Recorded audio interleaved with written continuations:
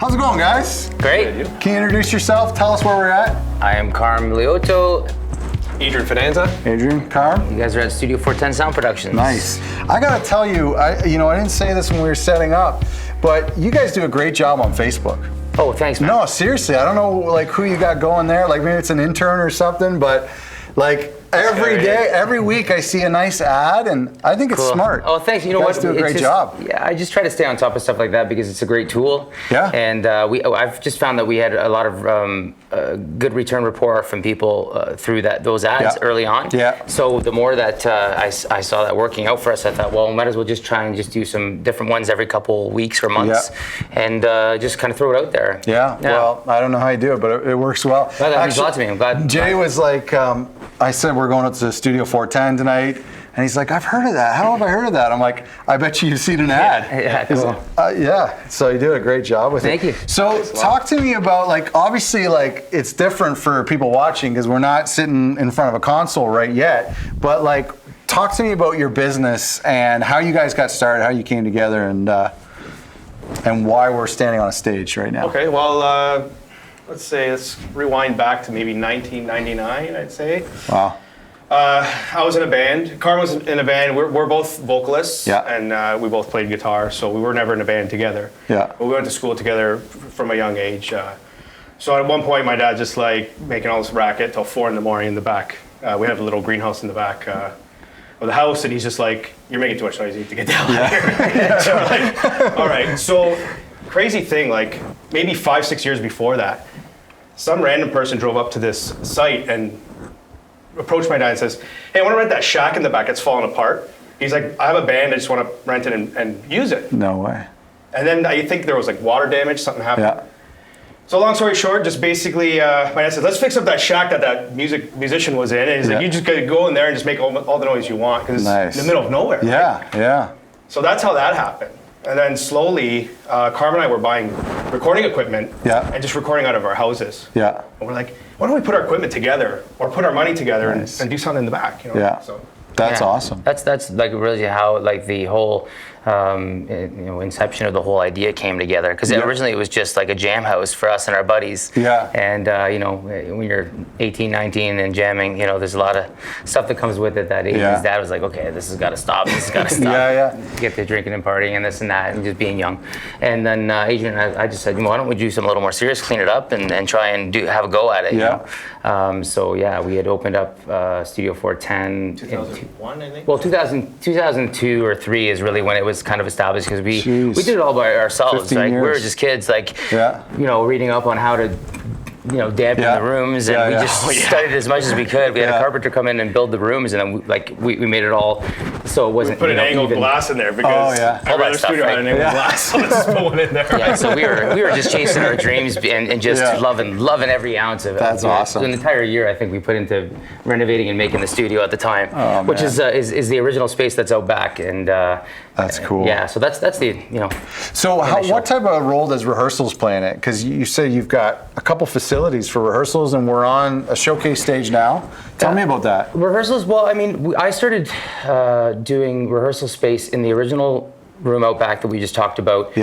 which was the only room that we had. It was just like we did recording, and then I thought, well, there's only so much recording business that you get, and again, we were more of a smaller project studio, and so we only had so much clientele as well, right? So with that, I just thought, well, how can we generate more business any which way? And I knew that there was kind of a lack of rehearsal spaces in the city, and I thought, well, why not we had this great room for a live room, and I thought, well, I'll just throw a PA in here and some gear and see if somebody will come and jam in the room, because we love the room so much that any band would love this space. Out in the country, the great big fire pit out back, it's easy peasy, right? So we did that, and again, I got on the Facebook, I got on the promos, I put added a view at the time, and really started to push this rehearsal thing, and it took off. Like it was, I had a lot of clients come in and really loved the room, loved the space. We're out in the country, we're kind of in the middle of nowhere here. Well, not quite anymore. The city's coming up to us. But it really helped with just offering something completely different than everybody else was doing, and I just really paid a lot of close attention to detail with quality of gear and making sure things were working all the time, and that everybody was really comfortable and feeling at home. And I think that really just kind of made everybody who did come find a niche in it, and I still have all the same clientele, which is great. That's awesome. But with that, there was a lot of turnaround with recording. So they were able to say, "Oh, you have a studio here too," because nobody even knew of us out here too. Yeah. So I would say that the rehearsals kind of really fed the recording aspect of things because people liked what they heard, which is a blessing to us. We work hard to try and make everybody happy and get better at what we do. Right. And that was really the kind of lifeblood for us. It's like, okay, well, we should kind of offer more for rehearsals. Yeah. Expand on that. Yeah. And that's where this is. So this space what is. is this stage here? Because this is like your main room. So what do you mean by a showcase room? Well, there's a pretty funny story to this.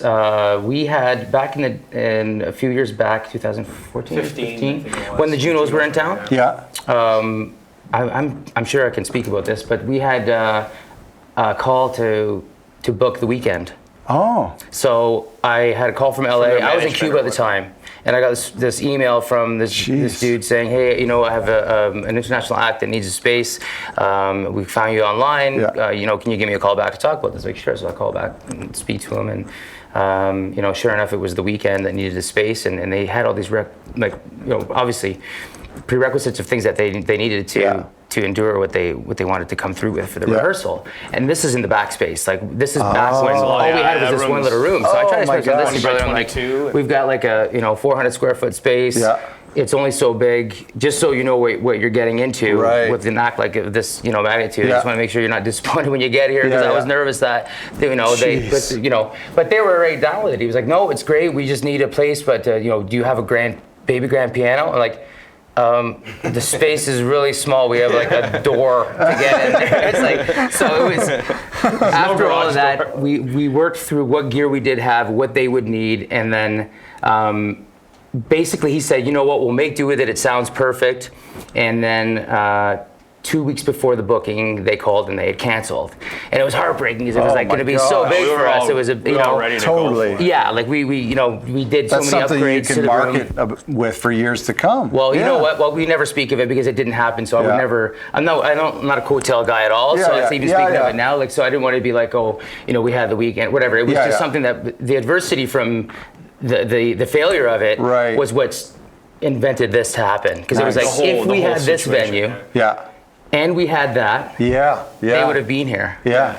So I was like, ding. Good for you. That's awesome. It didn't take long. Within a year, this all we put this together. We built the showcase stage. We got that. One of the first things I got was a baby grand piano. All because of that. Because of the weekend. And so ever since then, we've had a lot of other major touring acts come through here. Cool. We've been really lucky that accommodate what they need. That's awesome. And if they bring in their own equipment and we need to clear, that's fine. Or if they need us to backline what they need, they just give us the order and we go get it. Amazing. So when they're rehearsing, it's important for them to have monitors and stage lights as if it were an actual gig. For sure, and a lot of bands that come in that are about to go on tour will use this with their front of house consoles in. They'll bring in their in-ear monitor systems. Awesome. And then they have their full rig. They'll be here for a week.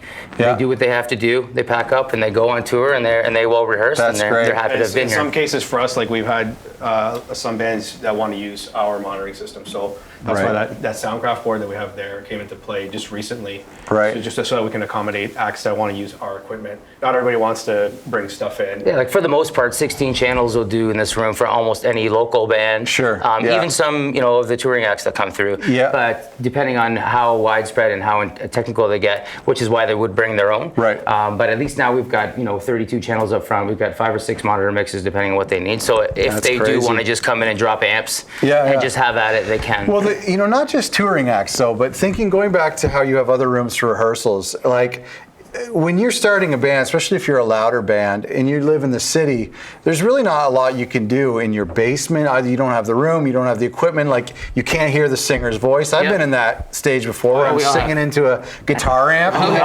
We all started there. Yeah. That's where I started. So, I mean, at the end of the day, if you're going to play more than just one fundraiser show, you need to be in a space where you can, have some beers, relax, not be bothering your kids or your neighbors. For sure.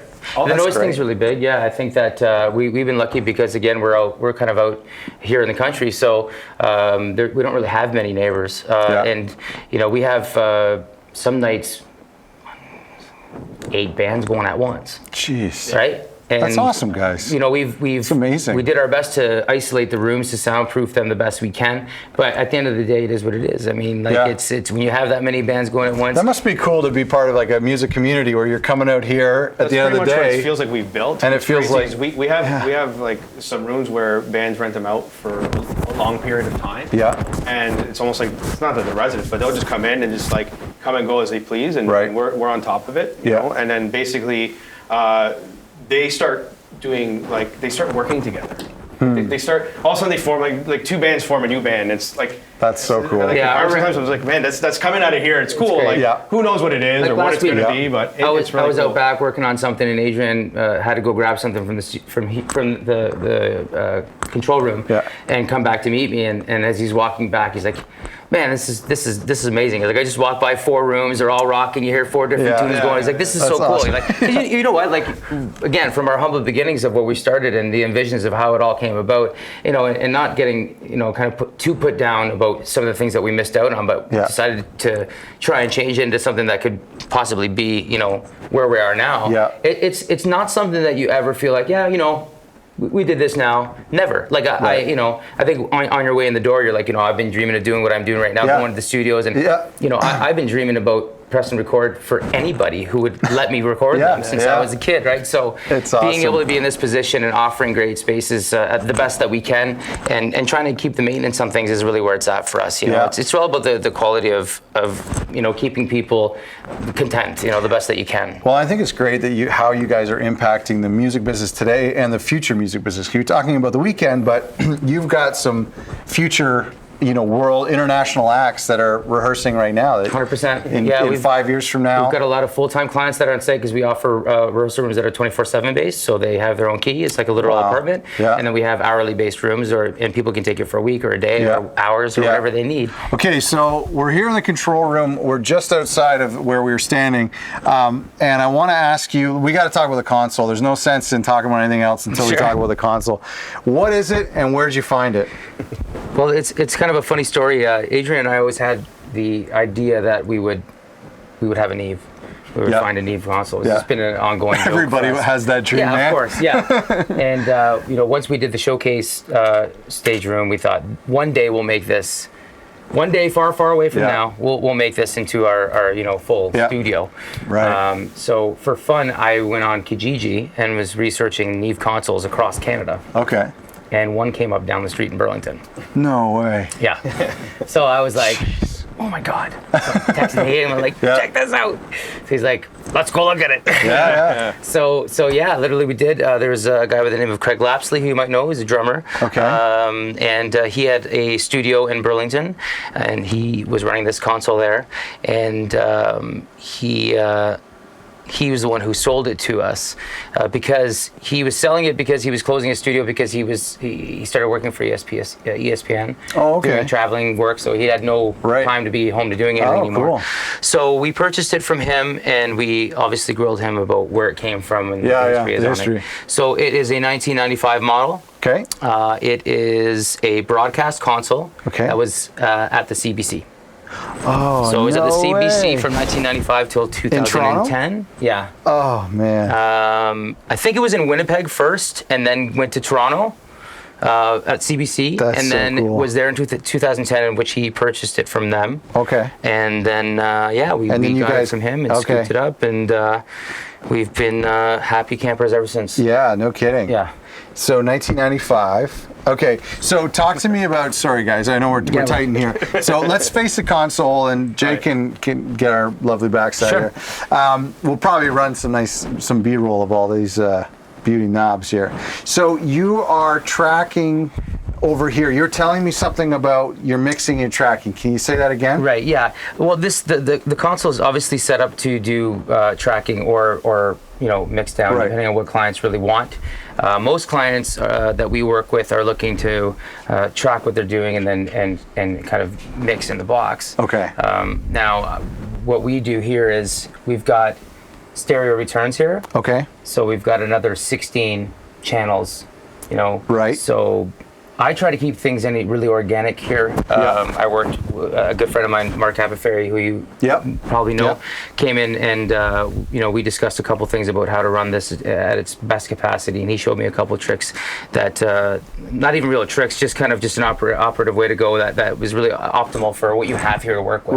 Right. I think one of his most memorable lines was, "Don't use this as a mouse pad." You know what I mean? Which is amazing. I've seen that happen. Yeah. So I just kind of run everything at 0 dB, just kind of get my gain stages going, and it's all about the Neve. My Pro Tools has 0 plugins going when I'm tracking. I don't use anything in Pro Tools at all, and I just get everything organically. Live off the floor is huge here. Most people call me to do that because they want to capture their live thing, and it's kind of been a bit of a trend these days too. Totally. To capture live off the floor. And what about recording guys rehearsing, bands rehearsing? Is that something that people want? If they want it, they can have it. It all depends on what their budgets are, what they want to do.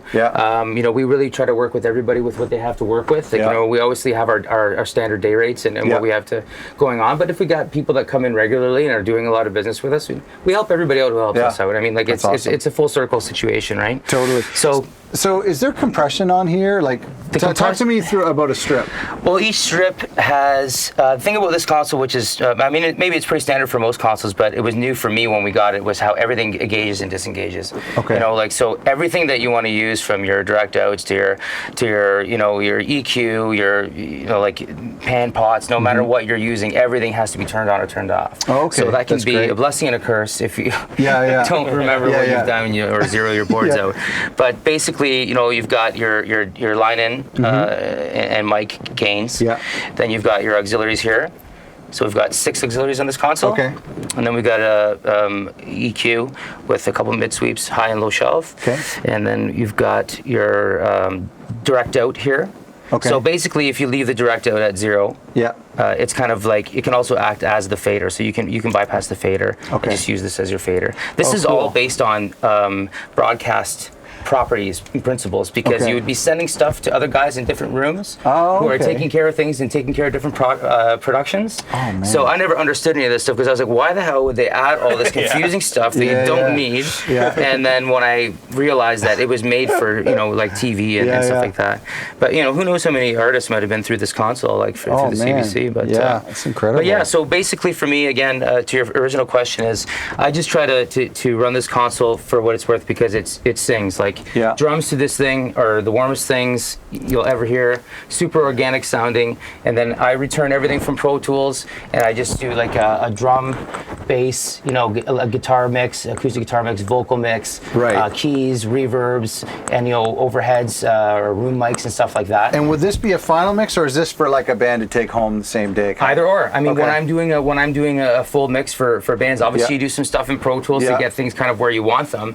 But the great thing about this is that we're hitting them with the Neve preamps again, and more Neve EQ on the way back out. It's cool. And it honestly, like, as soon as you think everything sounds amazing, and then it's just like, nice. Whoa, like again. Nice, And then once we master, we like if we do in-house mastering for clients that otherwise don't have a budget to go and spend $100+ in Toronto, we try to help our clients out, and then we just use these again, and it just opens everything up again. Like it's just like I've never experienced working on something like this, now that it's been over a year and a half, where you just keep learning more and more and more. Like it's just.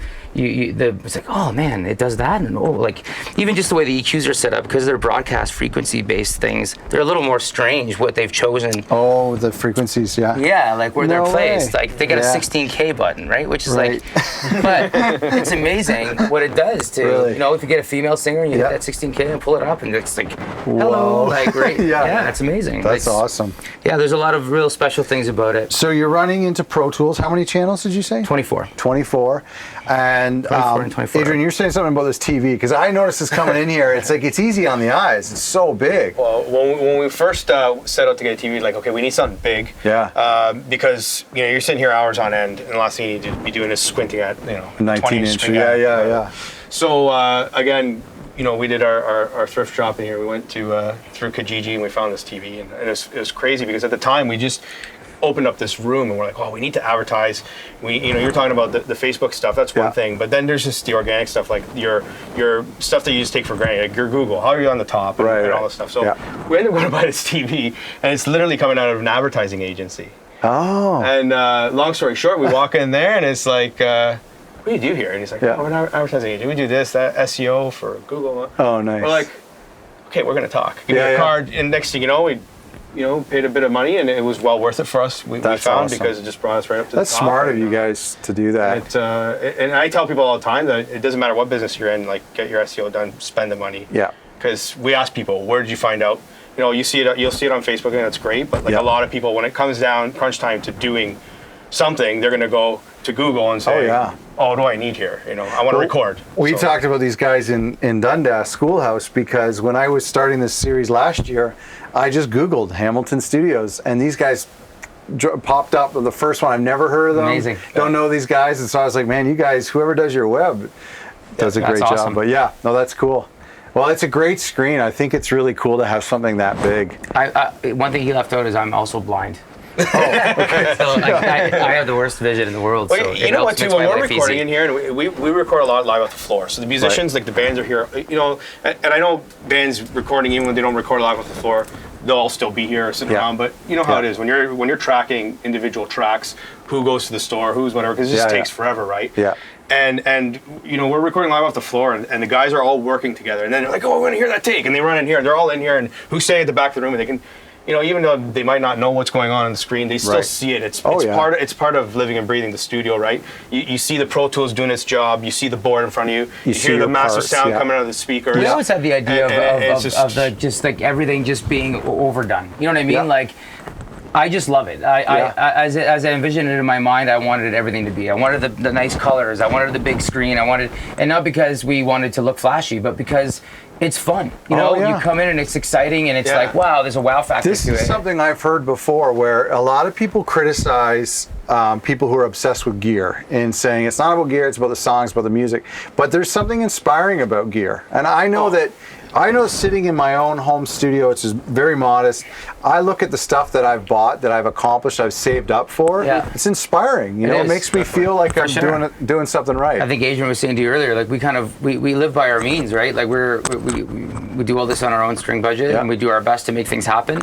And as we move along, we constantly put money back into the studio, into the rehearsal rooms, which you will see hopefully later on. Yeah. Like we're always making sure that little details are taken care of. If the drum stool's not working out for somebody, we'll replace it. There's not a day that goes by where we're not like, let's get this mic, and we're like, there's lots of things that we will get that we don't have yet. If you notice, like we don't have a whole hell of a lot of outboard gear yet. We use we have great stuff in the box, right? But for the most part, honestly, this is it for me. Like, we've got you were asking about compressors. The only compressor that I have in this console is on the master track. Right. Okay. You hit that button on a mix. They're phenomenal. And you hear it. It's ridiculous. Yeah. You gotta show me something before we go. Sure. Absolutely. So you've got some tape machines here. Yes. Are you recording to tape? The tape machine is just, we newly got it fixed up recently. Okay. Actually, Tristan. Yeah, he did some work on the Neve for us too. He actually got a bunch of my returns back going. Yeah, he's a great guy. He's a hard worker. He's a character. He's worked in every studio we've visited. I like him a lot. We get along really well. Him at Catherine North is an incredible studio in town that we're being inspired by seeing it for so many years in the city, right? Totally. So, but this particular tape machine came from Craig as well, and we had it just commissioned not long ago. So we haven't really had a chance to do a lot of band tracking with it yet. I've done some mastering with it. Oh, nice. So where a couple clients kind of want their tracks done to tape, and then brought back in, and that's awesome. I've done some of that work, but I'm looking forward to getting a little bit down into it. It's a 4-track, which is fun too, right? Oh, cool. So you can do like a kick snare, 2 overheads, so they kind of get rootsy with drums if somebody's got the time and energy. Everyone loves tape. But it's expensive, right? Yeah. That's the thing they talked about at Grant. We talked about at Grant Avenue. They were saying that a lot of bands just don't have the budget for the tape alone. Well, that's the problem. I mean, and they're doing 2-inch, which is like $500-600 a roll probably, or $400. We're crazy, and these ones are about $200. Right. It's a 1/2 inch. It just feels so scarce to find it too. Like you're like looking for tape, and it's take like chances. Sometimes you get tape, and it's like it's terrible, right? That's not even necessarily a full album. No, it's 15 minutes at high speed, like a good quality. You need 2 or 3 of them or something. So exactly, and that's that might just be drums. But the option's there, right? That's the thing. You have something to offer there, and if we need to make it happen, we'll make it happen. This is our starting point. I mean, like the analog route is again, it's always it's funny, right? The older things are, you think that they would be kind of like from back in the day, it would be cheaper. Yeah. But it's funny, like the old school way of doing things is actually quite expensive. So it's tough to get there. Yeah. So it's like, you go through the console, analog wise, you go to post. I mean, these days, the HD systems and the advances of them, they're just so transparent. They're so clear. Everything is just, if you can hear that it's digital or hear that it's analog, I mean, good for you. That's Exactly. So I see you record vocals back there in the booth, I imagine. We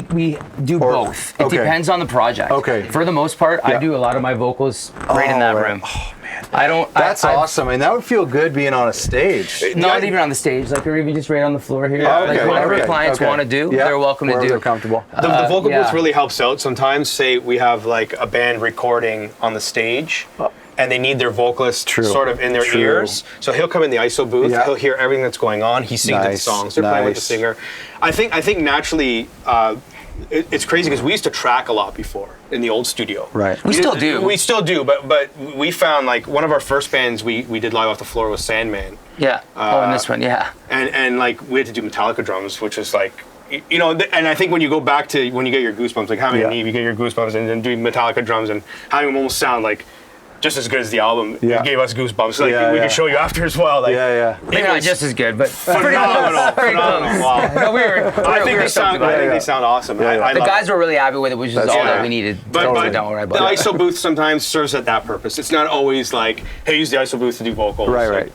Maybe you need to run a special instrument so that's not in the mics on the stage at the time. I think the most important thing about vocals on the stage at the time, right? So it just gives you the option to say, hey, we'll have your singer in your ears for you. But he's not voiceover too, like for sure. Voiceover, the thing is that it works, right? That was the whole thing. It's like let's make a room that works. If we need it, we have it. Yeah. If not, it's a great place to store your gear in. So either way, it's functional for us, right? Is most stuff tracked out there? 90%. Yeah, that's cool. Yeah, that's cool. Absolutely. That's a great and even room. Guitars, like. If we are multi-tracking, where we're doing the drums, we're doing, we've got things mic'd up in there, and the guys are in here. Yeah. The amps are out there, and they're just watching the big screen and keep it. That's so awesome. it makes life really easy. Everything's pretty wide open here. Like I very rarely close this door. Right. It's almost always kind of wide open or just half closed. You hear enough. I mean, if I really need to kind of zone in on getting some frequency responses straightened out that I want, or some gain staging, then I'll tighten it up just to make sure that I'm not hearing something wacky. Right. But for the most part, it's just kind of like come in, set up your stuff, let's get going, and listen back, see what you think, and fix up what we don't like, and go from there, right? Talk to me about the monitors. You've got some NS10s? Yeah. That's classic, and they're running through an amp somewhere? Yeah, they are. We've got a couple amps down here. And then the KRKs, this looks like one of the original models of the Rockets. First model. The very first, before they started like angling them. Yep. So I'm guessing this would be kind of like your hype mix, and then this would be something a little bit more like conservative type of thing. For sure. Well, I mean, if it's coming through decently, through the NS10s, then it's going to be pretty decent everywhere, right? I think that's the whole point of them, right? Because they sound so crappy, to be honest with you. Do you switch back and forth, or do you have a preference? Yeah. No, for sure. Yeah, they're both on separate routes, and they both have separate amps. So both those are powered, and those obviously are not. But they are, they do serve their purpose, right? Because not everybody's using a fantastic radio, no matter where they are. Right? So totally. I think the Yamaha really gives you the true sound. Yeah. It's not appealing. It's not something you want to show to somebody and say, like, here's what your mix sounds. It sounds like it's in a tin can, right? But if it's working good out of there, then it's going to work good out of anything, right? Well, we were having this conversation recently in another studio, and it's interesting because you have two responsibilities. One, you need the tracks to sound good in every stereo, and that's what an engineer would use something like this to give them a very straightforward mix. Yeah. But when you have a client in here and they're 19 years old and they're paying a lot of money, they want to hear a sub. They want to hear they want to hear the sub. They don't understand. They want to get their asses kicked in the controller. Exactly. They don't want to hear a flat mix. No, absolutely not. That's really funny. I never thought of that. But you know what? It's funny because I have a lot of clientele that are maybe first timers in this kind of a situation. That's one of the great things about Studio 410 that we really admire, is we do with a lot of people who are kind of in their first experiences. A lot of it has to do with our rates and we just try to accommodate up and coming acts to get into a get their hands on an Eve or this kind of level of recording. Totally. And what's really cool is explaining stuff like this to them and explaining them the benefit of listening to a mix through the NS10s and why it's beneficial to use them, and why they sound so shitty, and why the mix is starting to sound pretty good through them as we get through. And then you go back to the other one, and it's like boom, and everybody's having a good time. That's a really cool point that you just mentioned, because my first studio experience was the opposite. The engineer didn't explain things to me, right? And I was feeling worried that things weren't sounding like how I wanted them to sound. I was new. I was 17 or 18, and the only thing in my mind was I just kept saying, "Is this good enough for the radio? Is this good enough for the radio?" That's what I kept asking the engineer, and I didn't get. And so it's kind of what I'm just saying is that I think that's a great thing that more producers and engineers need to explain to the young guys who don't know what an Eve is, or they don't know what well, we never, again, like the story Adrian told you earlier, we never forget where we came from. In fact, we still feel like kids even with all this stuff, and nothing's really changed really, other than we're been lucky enough to put ourselves in position to take ourselves seriously on stuff. But dealing with young young musicians who really give a shit about what they're doing too, because that means a lot to me. If you get guys in that got a little bit of an ego or whatever, I work with anybody, but how far along how much of yourself you offer to people comes back on what they give to you too, right? I mean, like I'm open to working with everybody, but I really have a soft spot for people who are really hungry and they have a lot of questions. Because I was that person growing up too, right? I was lucky enough to be around even guys like Carl Jennings, who you might know in the city, from Freedom Train, and he was kind of a mentor to me along the way, and I spent time with him. He was always really good that way with me too. So these things you kind of pay it forward. I think if you really care about what you're doing, it shows through in how you work on a daily basis. I mean, that's awesome. I think that's so cool. Tell me about that piano out there, because I know Jay's got some shots of it. It's beautiful. It's not your standard black piano. No, it isn't. It's actually an old Heinzman. It's about 95 years old. Wow. Again, we got it through that whole situation of not having it for a client that really needed it. So then we kind of learned from our. You said you got it from a church, but there was a church out in Cambridge. I don't remember the name of it now. This is going back years ago. But I saw it online and went and checked it out. And I'm not a big player, but I know enough to get by on what sounds nice anyways. And it felt and sounded incredible, and it was a great deal, and we thought, you know what, let's just go for it. So just like kind of the same thing with this, the go big or go home thing again. Like, we wanted the baby grand, we just want to have a lot of great things at our fingertips that our clients can use too. That I think we want our clients to have the same feeling we have every day we walk in here. It's just like, we're here. This is awesome. Well, that was the first thing when we were out in the country. We opened up this door, this nondescript building, for obviously reasons, but open up the door and it's like this grand is sitting right in front of you. That's awesome. Cool. It's great. Well, listen, guys, thanks so much for having us. You've got an incredible place, and I really like your approach. I like your mentality, and especially as a rehearsal space, I think that's what separates you from any other studio in the city. It's a great way of getting people in here in a really non-intimidating way, and warming them up to. I mean, it's been a while for me now. I've been lucky enough to be in hundreds of studios, but I can't remember what it must have been like in high school to think, oh man, we're going to a studio. Like how nervous that must have felt, big time. So the way you guys act and just like your willingness to mentor young people, I think that's really cool. Well, you know what? You want everybody to feel at home. I mean, that's always my number one goal, because that's how I want to feel. Like, I mean, at the end of the day, it just comes down to everybody grooving on the same page and being productive, and that's it. But I would say the same about you guys. I mean, it's a pleasure to have you guys, and you made it really easy for us, because I'm not too comfortable being on camera and stuff. So thank you for that. This has been awesome. Cool. Yeah. Very good. All right. Thanks a lot, Adrian. It was great. Thank you. Great to meet you. Carm, thanks a lot. Pleasure. Thanks, Thank you, Scott. Jay. Thank you.